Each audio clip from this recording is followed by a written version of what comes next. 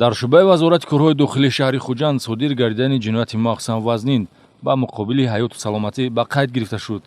Милитсия ҷароҳат расонидан бо истифода аз олоти тезу буранда, ки оқибати марги инсон гаштааст, ба шаҳрванд Исломов Исломхоҷа Авлиёевич соли таваллудаш 1958 сокини ҷамоати деҳоти Ҳайдар Усмонови ноҳияи Бобоҷон Ғафуров нисбат медиҳад.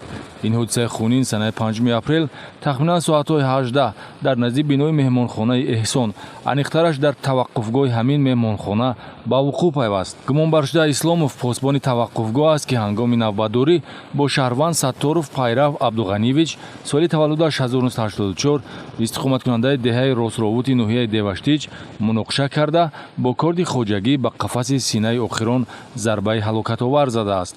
дар натиҷаи бардошти ҷароҳат ҷаврида ҳангоми дастрас намудан ба беморхона ба ҳалокат расид.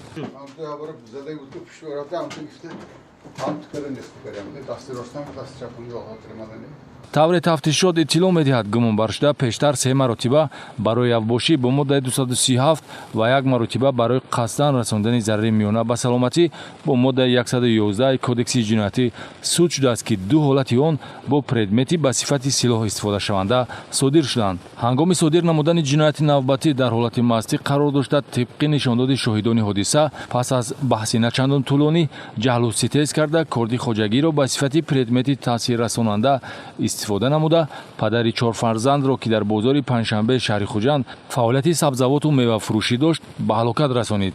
дар ҷинояти мазкур нисбати Исломов Исломхоҷа Авлиёевич, ки бо моддаи 110 қисми 3 банди в кодекси ҷиноятии ҷумҳури Tojikiston парвандаи ҷиноятӣ оғоз карда шудааст, маҳз олоти корди хоҷагии дасташ пластмассин рангаш сиёҳ, ки айни онро дошта истодам, истифода бурдааст. феълан аз рӯи ҳодиса бо моддаи 110 қисми 3 кодекси ҷиноятӣ парвандаи ҷиноятӣ оғоз карда шуда, нисбати гумонбаршуда чораи пешгирӣ дар намуди ҳабс татбиқ шудааст.